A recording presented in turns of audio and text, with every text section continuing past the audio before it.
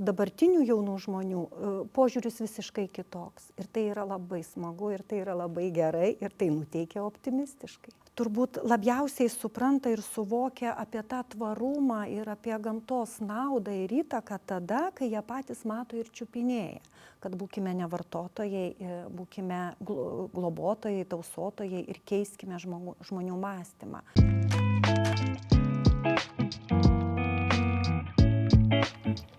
Sveiki! Šiandien svečiuose ypatinga viešnia, tikra augalų mylėtoja, Klaipėdos universiteto botanikos sodo koordinatorė Asta Klimienė. Sveiki!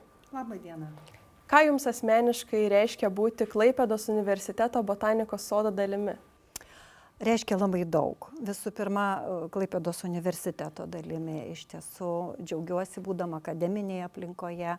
Na ir tuo pačiu augalų pasaulyje. Botanikos sodas yra tikrai labai svarbus padalinys, labai gera jame dirbti, nes jis turi tokią savo misiją, turi nešti žinią ir gerą žinią, kuri mums šiuo metu, šiam laikmetį yra labai svarbi. Kokią viziją turite nuolat puoselėdama šį sodą?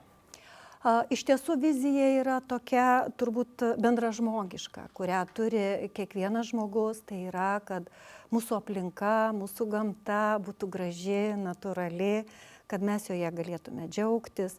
Na, o tuo pačiu botanikos sodas, kaip ir jau pradžioj minėjau, yra universiteto padalinys. Tai reiškia, jo misija irgi yra labai ypatinga. Turi ne tik kaupti tas dokumentuotas augalų rūšis, bet jis turi taip pat ir užsiimti švietėjišką veiklą. Nes šiuo metu visiems botanikos sodams viso pasaulio yra labai aktualu, yra ir iškelta tokia misija, kad mes turime kalbėti žmonėms apie tai, kad gamta yra ta vieta, kur mes gyvename ir kodėl gyvename. Tai va, botanikos sodo misija yra didžiulė. Kaip jūsų manymų botanikos sodai gali prisidėti prie visuomenės švietimo apie gamtos svarbą? Manau, kad ir tiesiogiai, ir netiesiogiai. Tai tas tiesioginis prisidėjimas, tai ką mes ir dabar darom. Tai yra įvairios edukacinės veiklos, įvairūs mokymai, seminarai. O netiesiogiai, tai mes turime visada kalbėti apie tai, kad užtenka vartoti, reikia džiaugtis, reikia kvėpuoti, reikia maloniai leisti laiką gamtoje. Ir labai džiugu, kad iš tiesų tas pasikeitimas jau ir ateina. Ir visai nesenai grįžau iš Göteborgo, tai ten jau netgi skandinavai tokia prisiėmė, kaip pasakyti, taisyklę, kad jie viešosiuose erdvėse, botanikos soduose, vykdydami edukacijas, niekada nebeaugina daržovių, ką gali žmogus įsinešti, o augina gėles. Keičiam mąstymą iš vartojimo į tausojimą. Ar matote didesnį visuomenės susidomėjimą augalų ir gamtos išsaugojimo tema, pavyzdžiui, pastaraisiais metais? Taip, tikrai. Ir aš manau, kad ta išsaugojimo tema ir tas kalbėjimas apie tai labai džiugu ateina iš jaunosios kartos. Ir tai be galo yra malonu, nes iš tiesų daugiausia apie tai kalba ir daugiausia tai rūpinasi jauni žmonės. Aš kartais pajuokauju, mano kartos žmonėms, tai turbūt ta gamta yra savaime suprantama ir nieko daryti nereikia. Jeigu ir numečiau šiukšlę, jeigu kažką ten padariau, ką padarysi. Bet jaunos kartos, dabartinių jaunų žmonių požiūris visiškai kitoks. Ir tai yra labai smagu, ir tai yra labai gerai, ir tai nuteikia optimistiškai. O ko jūsų nuomonė išsiskiria būtent Klaipėdos universiteto botanikos sodas? Iš tiesų, gal pirmiausia paminėsiu, kad Lietuvoje yra 4 botanikos sodai ir kaip mes tarp sodų juokaujame, kad esame labai gerose strategiškai vietose. Nes vienas yra šiauriniai daly Lietuvos, tai yra Šiauliai, yra pietiniai daly Vilnius, vidurio Lietuvoje Kaunas ir mes esam vakariniai daly. Ir išsiskiriame pirmiausia klimatiniam sąlygom, nes pas mus Baltijos jūra daro didžiulę įtaką ir tas temperatūrų skirtumas yra.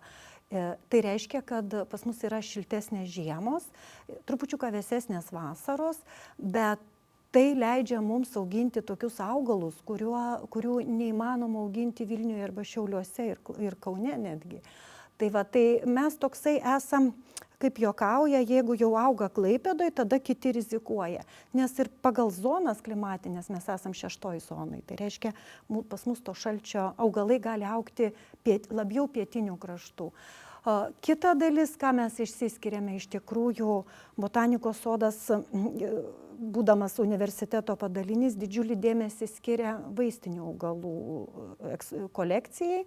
Ir tai yra turbūt irgi labai svarbu. Nežiūrint to, kad Kaunas turi taip pat vaistinių augalų skyrių, tačiau Klaipėdos universiteto botanikos sodo vaistinių ir prieskoninių augalų skyriuje yra tikslingai renkamos kolekcijos, kurios yra pagal tam tikrą, sakykime, išdėstymą. Tai ir nuodingi, ir vaistingi, ir lietuvių liaudės. Tai yra specifika tokia, ką mes skiriamės. Kaip tokie sodai gali padėti kurti tvaresnę miesto aplinką? Manau, kad po trupučiuką mes jau ir tai darome, kalbėdami, konsultuodami, pateikdami pavyzdžius. Ir iš tiesų žmonės turbūt labiausiai supranta ir suvokia apie tą tvarumą ir apie gamtos naudą ir įtaką tada, kai jie patys mato ir čiupinėja. Ateina pas mus į botanikos sodą. Išeina ir visada sako, o kad mieste būtų tokių vietų, tokių parko. Ir taip atsiranda tas požiūris, taip atsiranda poreikis. Ir tuo pačiu tai yra, toksai pagalba. Iš tiesų neatsisakome niekada tiek miesto bendruomenėms, tiek miesto savivaldybei, tiek atskiriems žmonėms, klausiant, kaip sodinti, ką sodinti, kaip derinti. Visada esame tie, kurie patariame, kurie nueiname, pasižiūrime, pakomentuojame, pakonsultuojame.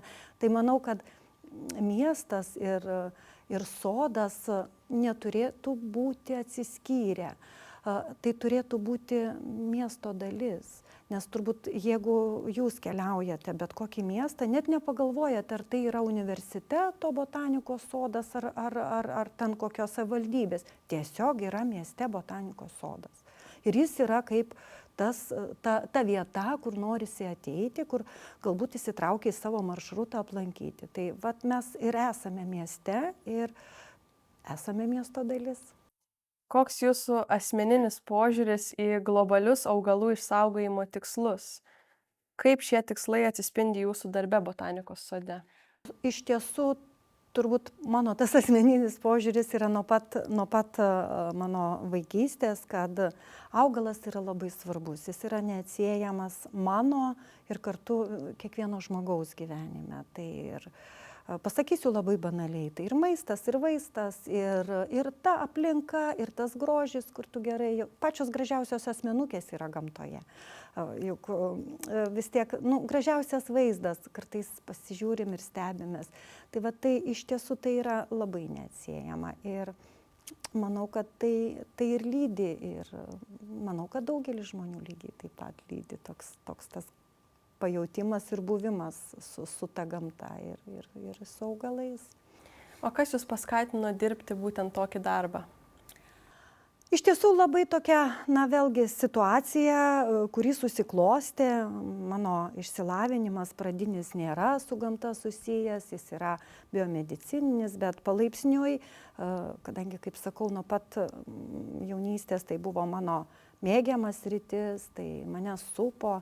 Tai buvo mano hobis ir iš tiesų, kai gavau pasiūlymą, labai svarsčiau, maniau, kad nesugebėsiu, bet pradėjus dirbti, supratau, kad tai yra ta vieta, kuri nuteikia labai, labai gerai, nes turbūt kaip ir kiekvienas atėjęs į mišką, taip ar į botanikos sodą, pajaučia tą harmoniją. Ir aš tikrai labai gerai jaučiuosi būdama sode, nes tada atrodo, kad tu tiesiog susiharmonizuoji, augalai padaro savo darbą ir tau tai reikia tik tai mažai. Nes viskas augalai žino, ką jie neša, tiesiog reikia juos išdėstyti, juos pateikti, juos pristatyti ir apie juos kalbėti. Kokius unikalius augalus galima rasti Klaipėdos universiteto botanikos sode? Galbūt turite kokį nors mėgstamą? Jeigu mes kalbėsime apie augalą reliktą, kuris likęs nuo dinozauro laikų, taip mes jų turime. Ir turime ginkmedį, ir turime efedrą. Jeigu mes kalbėsime apie augalus, kurie auga išskirtiniam sąlygom, gal labiau pietuose, o šiauriniai daly nesutinkami, taip mes turime. Ir turime ir tulpmedį, ir turime eglūną, tikrai labai gražius augalus ir įspūdingus. Jeigu mes kalbėsime apie augalus, kurie svarbus yra kaip vaistiniai augalai ir ieškomi ir jų nori pamatyti žmonės, mes taip pat tokių turime. Ir sakykime, ir auksinės šaknis, ir tą patį kartų įkėti pelyną. Jeigu kalbėsime apie augalus, kurie yra reti, nykstantis ir įrašyti į raudonąją knygą, irgi turime. Tai va čia ir mano mėgstamiausias, ir turbūt susidūriau su iššūkiu, kurį ir norėjau, kad jis gyventų Klaipėdos universiteto botanikos sode, tai yra pajūrinė zunda. Augalas retas, įrašytas į raudonąją knygą ir pas mus sutinkamas Nidoje, kelios augavietės yra ir sode jo nebuvo. Mes turime pusiau natūralią kopą, tai mums pavyko gauti sėklų, išauginti šitą augalą ir jis dabar puikiai gyvena mūsų sode. Tai turbūt šiuo metu tai yra tas augalas, kuris man svarbus yra. O kodėl jis būtent jums toks svarbus? Todėl, kad tiesiog su juo pavyko susidraugauti ir jį prisivilioti į botanikos sodą, kad jisai augtų. Ir ne tik tai, kad augtų, bet brandintų sėklas. Ir kad mes tuo augalu moksliniais tikslais galime pasidalinti ir su saugomom teritorijom, tiek su Kuršių nerijos saugoma teritorija, tiek su Pajūrio regioniniu parku. Reiškia, mes jį galime pristatyti ir plačiau pristatyti, kad žmonės jį pažintų, saugotų ir globotų. Ir tai turbūt ir yra kaip simbolis, kad nyksta tie augalai, atsiranda jų įrašomi į raudonąją knygą, bet jeigu pasistengėme, mes galime juos išsaugoti. O kaip tokių botanikos sodų vaidmuo pasikeis ateityje, ypač kalbant apie klimato kaitą? Manau, jau ir dabar yra prasidėjęs tas procesas ir kaip minėjau, vis tiek botanikos sodai, ir pagal paskutinius mūsų susitikimus su pasaulio konsorciumo dalyviais skamba jau ta tokia nauja misija, kad būkime ne vartotojai, būkime globotojai, tausotojai ir keiskime žmonių mąstymą. Ir jeigu botanikos sodai prasidėjo nuo to, kad jie buvo auginami prie universitetų, prie vienuolynų, kaip vieta, kur buvo kaupiami vaistiniai augalai, tai yra gydymo ir mokslo tikslams. Per visus tos šimtmečius taip ir tęsiasi tokia, sakykime, jų misija, kad jie turi būti ir kaip vaistiniai, bet svarbiausia, kaip mokslo ir švietimo tikslams auginami. Tai ir mes, turbūt botanikos sodai, tokia vieta, kur žmonės ateina, atrodo, pasigrožėti augalais, bet tada gali kalbėti apie globalius dalykus labai paprastai. Ir iš tiesų labai dažnai konsorciumo posėdžiuose yra kalbama, kad think global, act local.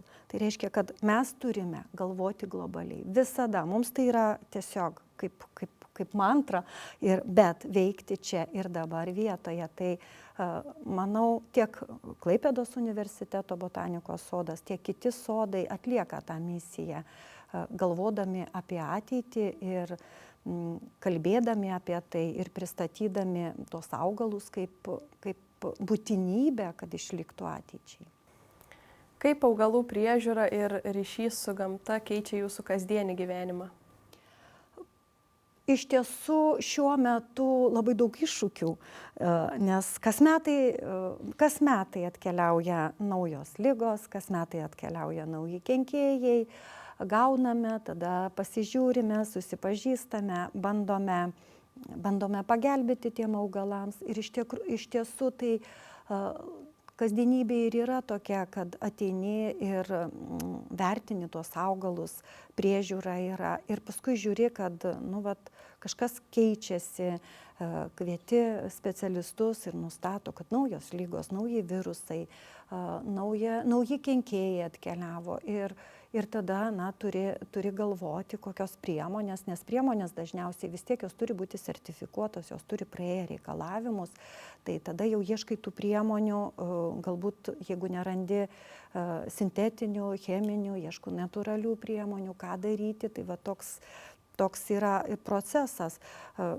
O ryšium su tuo mes ir dalyvaujame tarptautinėme tokiame projekte, kur irgi tyriame naują rūšį kenkėjų, blizgiavabalio ir vertiname uosius, siunčiame duomenis. Tai yra turbūt, kad apsaugoti augalus mes turime labai daug daryti profilaktinių darbų ir tikrai labai stebėti situaciją, nes šiuo metu žmonės, turbūt pasaulis yra toks atviras, kad žmonės sugalvojo kokio nors augalo, nuvažiavo į Lenkiją, į Daniją, į Olandiją, kur norėjo, parsivežė ir niekas labai nežiūri, ar kartu parkeliauja ir virusai augalų, ar kenkėjai, o dažniausiai jie parkeliauja, ir tada, o pas mus sode, kadangi augalų koncentracija yra didžiulė, tai mes pirmiausia ir pajaučiame.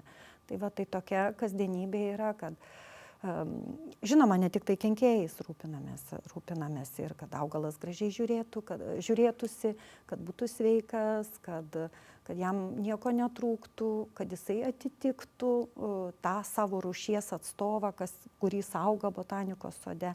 Nes botanikos sode negali augti bet kokie augalai. Ir mums visiškai netinka, kai kartais ateina, sako, aš turiu labai daug augalų atnešiu. Ne, mums reikia dokumentuotų. Mes kolekcininkai. Kaip pasikeitė jūsų požiūris į augalus ir gamtą per jūsų karjerą? Ar tai dar labiau sustiprino meilę augalams? Manau, nepasikeitė, tik tai atsirado toksai kaip supratimas, kad aš dar labai daug nežinau ir kad labai daug naujų iššūkių ir kad naujų galimybių. Iš tiesų labai džiaugiuosi, kad tas ypatingai mūsų sodo, Klaipėdos universiteto botanikos sodo tokia veikla tapo ne tik tai, kad mes edukacijas, kaupiam augalus, bet atsiranda šalia studijų programos, fitoterapija, kur mes galime suprasti, kad augalas reikalingas jau kaip ir vaistinis augalas. Galime suprasti, tiesiog pažinti, juos auginti ir kuo daugiau žiūri, tuo labiau supranti, kad kiek dar daug reikia mokytis, kad to laiko užtektų. Na ir paskutinis klausimas. Jeigu augalai mokėtų kalbėti, kaip manote, kokią žinutę jie norėtų perduoti žmonėms? Turbūt tą ir perduotų, kad saiko, žmonės turėkit saiko. Žmonės gyvenkite ramiai, harmoningai, kaip augalai ir turėkite saiko. Jeigu atėjom į mišką, tai nebūtina mums visus grybus išrinkti. Jeigu skinam puokštę, tai nebūtina ją tokia. Jeigu renkam vaistažolės, tai nereikia maišais. Palikim ir gamtoje. Iš tiesų, arba pavasarį, kai prasideda tas žolių valgymas, nereikia ten tai baisiai. Nesam tokie alkani. Reikia tos harmonijos ir saiko. Manau, kad augalai to norėtų. Ačiū už pokalbį. Ačiū.